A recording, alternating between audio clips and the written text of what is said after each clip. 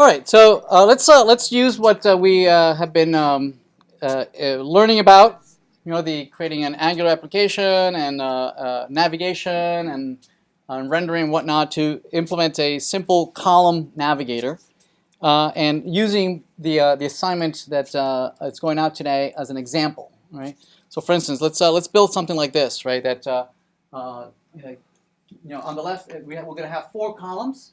The first column will list all the courses, retrieved from some service layer, from some database, from some remote server. And as we select a particular course, we're going to go and fetch the details or fetch the modules for that particular course, right? And then as we select the modules, then we will fetch the lessons for that module, and so on and so forth as we navigate further into from left to right. Deeper and deeper into our data model. Okay, all right. So let's do that. Let's create a an Angular navigator. Let's see, where are we? So let's go webdev 2019 spring, and we'll create a new Angular application, and we'll call it the Angular Column Navigator. Oops. NVM use 10.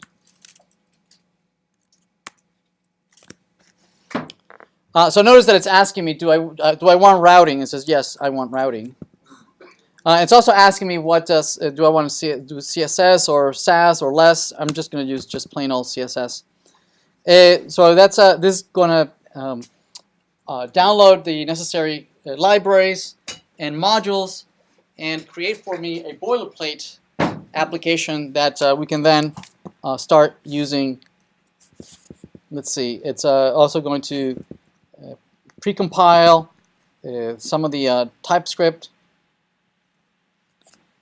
Meanwhile, we can get started on grabbing our favorite editor. So there's a WebStorm. So I think it loaded it, yeah. So in WebStorm, we're going to import that project.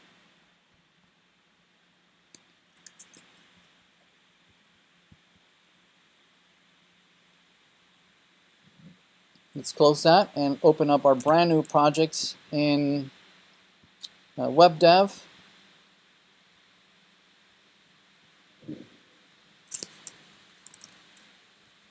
And 2019 spring, there it is. So open it up. We can test it to see if it works. We can go into our Angular Column Navigator, and we can do an ng serve open. Oh, ng serve.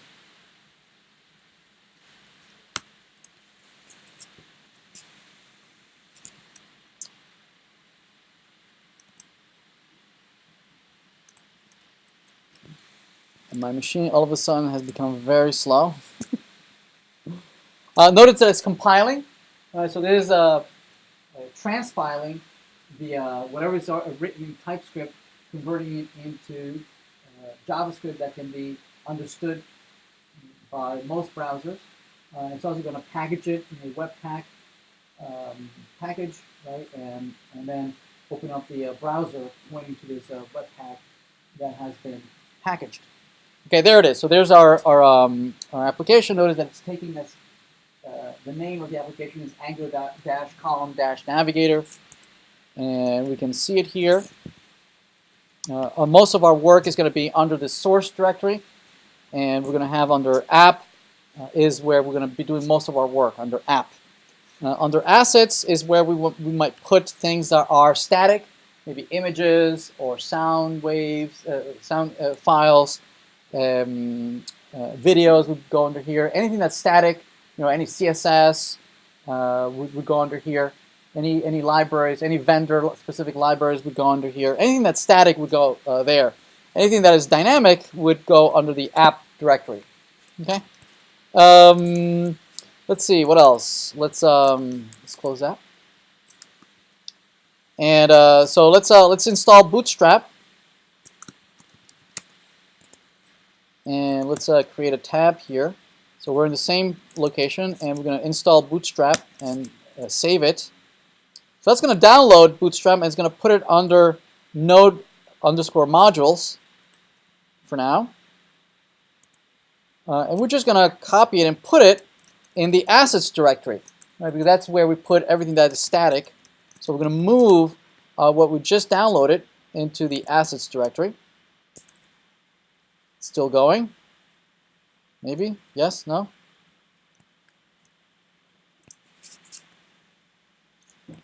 Hello? Hello? Yes?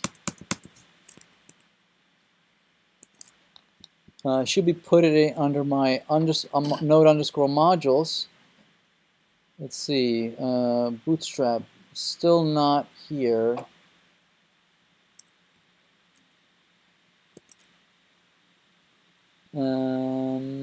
What's going on? New wave.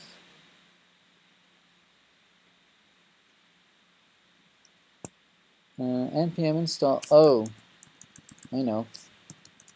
npm use 10. There we go. I was using an older version of Node, so I'm choosing a newer version. There we go. Okay. I hear mumbling. Very distracting. All right, there we go. So let's copy this Bootstrap, and we'll move it in the right place. Okay, there's been moved, and then from our index file, this HTML here, this index file. Where are you? This is the entry point, right? This is the only index file that ever gets loaded. And notice that what loads is this app root, right? This app root is the only single element that ever gets loaded, which is declared in the app component. Our app component declares our app root. See that, the selector, right? Which renders this HTML. And this HTML is just the currently default content, the welcome, the images, the image in there, the logo, and the three hyperlinks. So basically this. So this is app root here. Okay. So what we're going to do is that we're just going to blow away most of our content here in HTML. We're going to replace it with our content. Okay. And all that is going to be injected into our index.html. See that? Index.html just has this particular content. So in here, what we're going to do is that we're going to load our link for Bootstrap. So now it's going to be available. It's currently in our assets. Now for dist CSS, there's our Bootstrap, which we moved in there from our node_modules. Right. So if we reload that, notice that there it is. Notice that it has the new fonts. It's different. Okay. But we're going to blow most of that content away. Right, so we're going to have to build a client that goes and fetches a list of courses, a list of modules, list of all that, right? And we're going to assume that we already have a Java backend that does this for us, right? We should already have a course entity, and with a title for the course, an ID, private, primary key, and then a one-to-many relationship between courses and modules. We should already have that. Okay, you should probably already have that. And probably there's also a repository that goes along with that maps this to some database. And you probably also have a REST controller, right, that exposes the data model to a RESTful API. And I believe we already have that. Let's see. If we go to STS, we might already have some of that. Let's see, I'm not sure how far we got.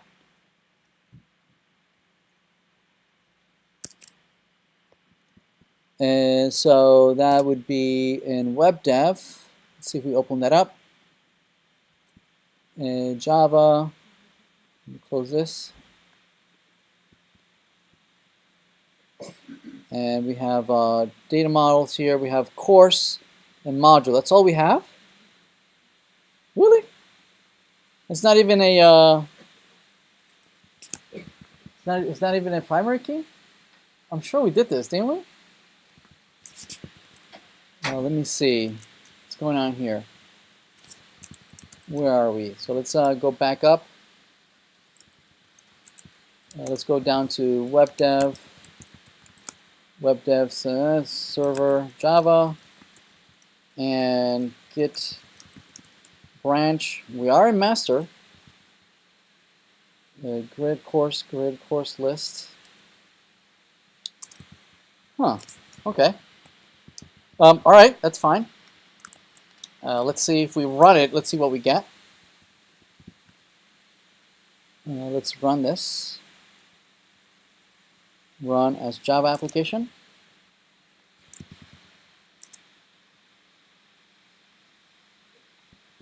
Now, do we have a service at least? We do have a service, don't we? Oh, I see. Okay, we have some hard-coded courses and some hard-coded modules, and we can and we have a retrieval of all the courses. Get all courses. So it looks like we have something. Let's see if we can say localhost 8080 /API /courses. Okay, we have something that we can retrieve. Right. So let's retrieve that at least. Okay. So what we're going to do is that we're going to create a component that can render those courses, but we need a service for that. First, we'll need to create a service. So let's do that. Let's do that first. So we have a service on the server side, which will return some array of courses. We have that, and this is API courses. And so let's create a courses service on the client side. Let's do that. So in a directory called services, it's good practice to put everything that is similar together. Right? So for instance, all the services under one services directory, all the models that we would create will be under a models directory, right? Maybe even all components under a components directory. Okay. All right, so under services, let's create a brand new service. So this is a TypeScript file, and this would be course service. Course service. And we can actually I think we're gonna name it this way. Let me name it correctly. So refactor, rename, course service, course navigator service client. Oh my god, that's too long. Just service. Course navigator service. All right, so in here, we're going to do what? Let's see, it's going to be a class, so let's implement it as a class. And in that class, we're going to have all the access, to the data source. For instance, we're going to have find all courses, find course by ID, find modules. Anything that we need to go and fetch from the service, we're going to implement here. Right? So in this one, we're going to find all the courses. We're going to declare it in here, and it's probably the same exact implementation that you might already have from React. Yes. So feel free to just copy them over in here. All right. So same thing. We're going to have a find all courses. Going to use fetch. It's going to go out to courses. It's going to be an asynchronous call. And we're going to convert the body into JSON. Excellent. If you remember, we need to declare our brand new service as a repository, as a provider, sorry, in app modules. So in app modules, we're going to declare in providers. There it is. There it is, course navigator service. Now this is available everywhere throughout the application, right? So that we can inject it for anybody who needs to use it to go and fetch data, right? In particular, we're going to need it in the course list, right? That is going to render all the courses, okay? Right, so let's go and fetch some data and then try and render it in the component. Let's create a brand new component. We'll call it the course navigator. Right, so here, this is not, where are we? Are we in the right place? Yes. So we're going to do an ng generate component course navigator. Course navigator is not currently, it doesn't currently exist. Notice that the component is null, it's not yet there. But if we do that, it's going to go and implement those 4 files. And there they are. So course navigator. Also notice that it made an entry. It made an entry automatically in our app module. See that? Right. It made an entry and declared it as a module. It declared right there. Usually we would have to do this manually. Right? We could. Right. The first hello world, we did it manually. But now our tool does it automatically for us. So in course navigator, there's our 4 files. And there's our component, which is going to render just say course navigator works. Here's our empty our empty component. So again, the Angular makes it very explicit what goes in each file. Right? The HTML will do the rendering, and the component will do the event handling and state management. Right? Very much what we split it up when in React when we do a container and a stateless component. Yes. Where in the file tree are you? At the root.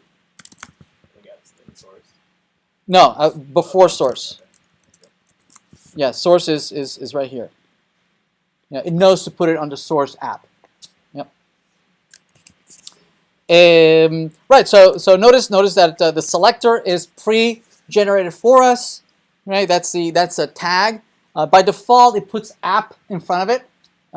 Usually that's a usually you would use an acronym that is specific to your company or organization, so that you know that this tag is your tag as opposed to somebody else's tag, right? So usually you use a naming convention so that you can just distinguish between who's the owner or who implemented that particular tag. Also notice that it has the component in here and the CSS is empty. There's nothing here. You would put if you need to override any styling that is specific to this component, this is where you would put it. Right? This CSS would have a higher priority over any other CSS that would be loaded globally. Right? So our right now here we have. Let's put something in here. We'll say H1. This will be course navigator. Okay. And what we'll do is that in our current app component, right, this is the entry point to the application. We're just going to blow this away, and we're going to load our brand new app course navigator. Right? The IDE is aware of Angular, so it knows where to find things. Right? It knows this is an Angular application, so it understands that these are brand new tags. So there it is. If I save that and I come back, this automatically reloads. Right? So it recompiles. Right, and it re-renders the entire content, very much like React. So a couple things that we might want to do in our component is that we might want to, perhaps put this around, wrap this with a container. So so this would be class, and this would be container fluid. And save that, just to add some padding on either side, and then just focus on the course navigator on it. What is it that we want to implement here? Okay, let's put this here like that. There we go. All right, so let's start seeing what is it that we want to implement in our course container. So what we're going to do here is we want those 4 basic columns, right? So to do that. I believe I have some content here. Course navigator.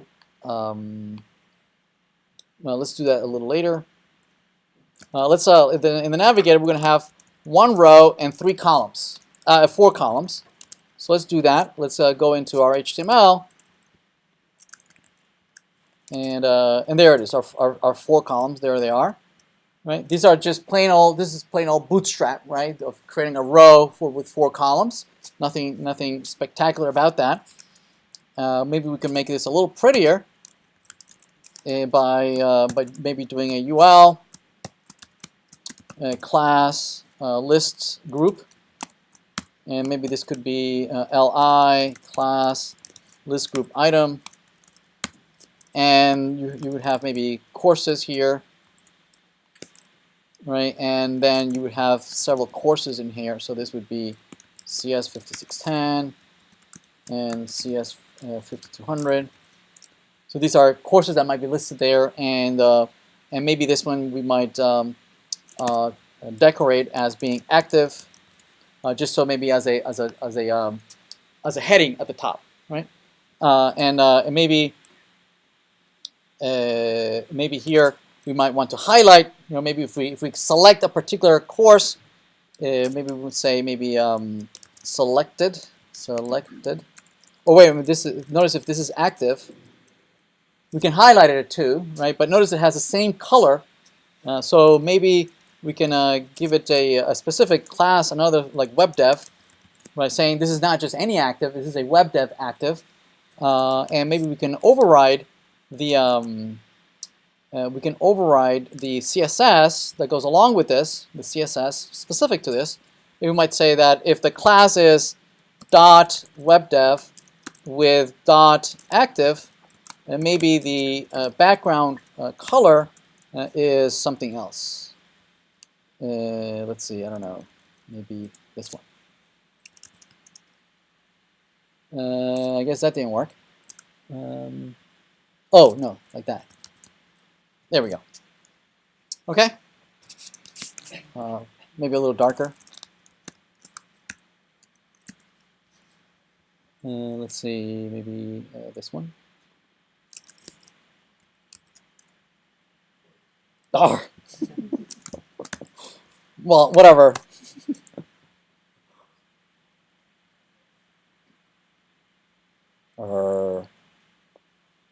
Green, fine.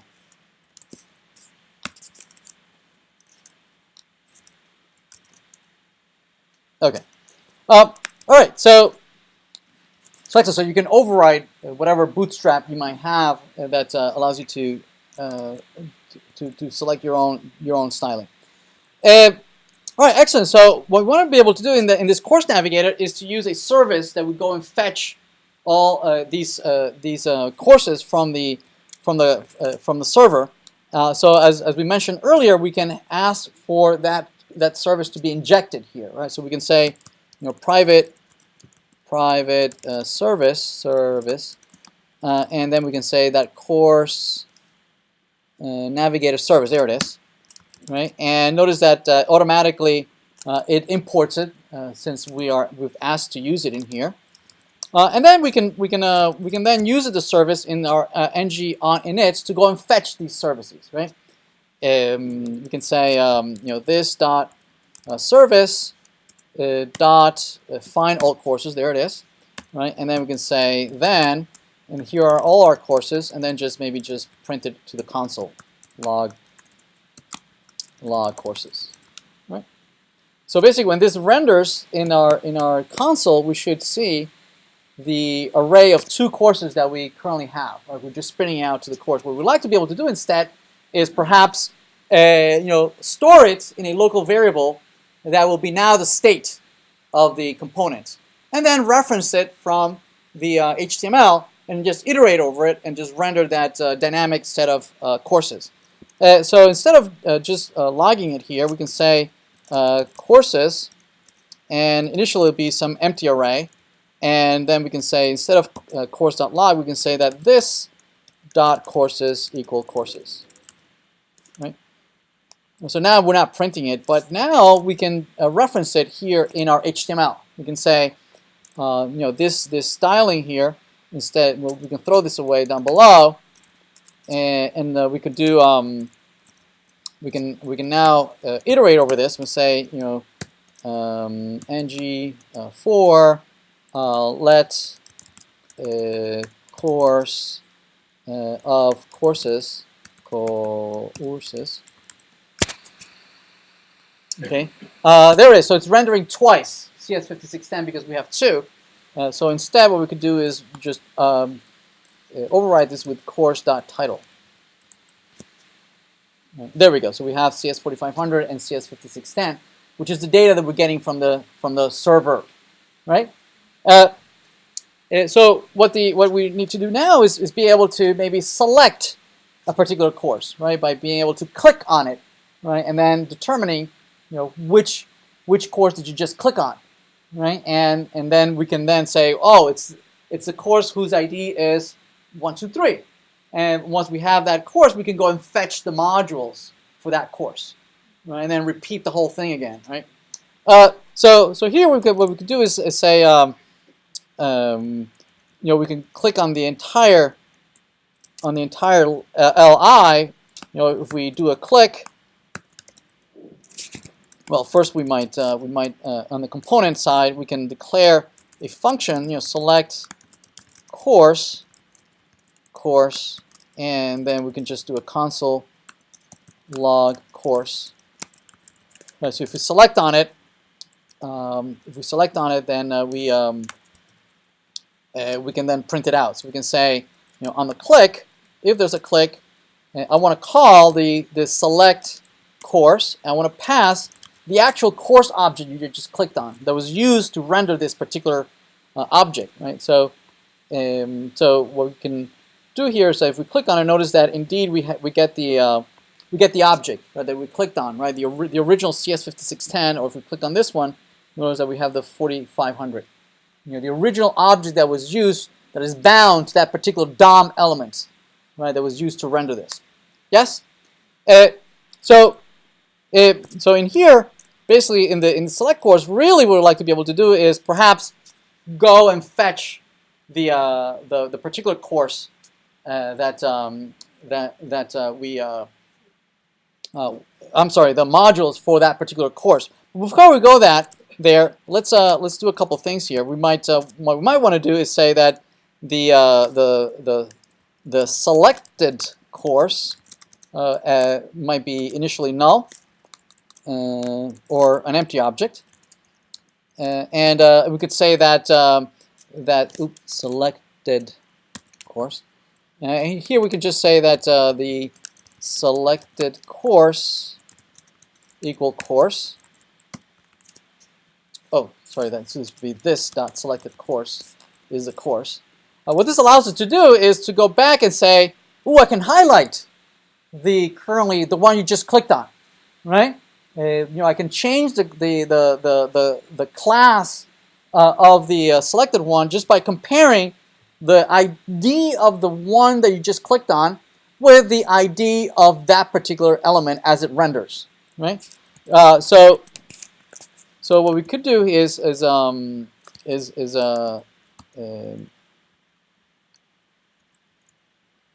use an ng class, right? An ng class, just like ng model and any, these are all Angular specific attributes, and this one is a read-only attribute. This says I'm not gonna. This is not data that is going to go out to the controller, to the component. It's just I'm reading from the component, and I'm going to update the DOM, right? So I'm going to read the content of the selected course, and then I'm going to add the following class if the following is true, right? So ng class can take a JSON object with a predicate and a class, right? Or a class and a predicate, meaning it's going to apply the following class if the predicate is true, right? So for instance, we can do we can add here an ng class, right? And this will be a JSON object, which will say I'm going to add the following class if the following expression is true. Okay, and the expression is that if the current course's ID, right, matches the selected course.id, selected course dot ID. All right. If that's true, then the active class will be applied. Okay. So let's take a look at that. All right, so if I click on this, notice that it highlights. See that? It highlights. It's not applying webdev. Why is it not applying webdev? Oh, okay. So this doesn't have webdev. Webdev. There we go. So now it's going to have both classes applied: the webdev class plus the active class, right? And together they override the background of the selected one. Make sense? Right. Anyway, so the next thing is that we need to go fetch the modules for that particular course. So let's do that next.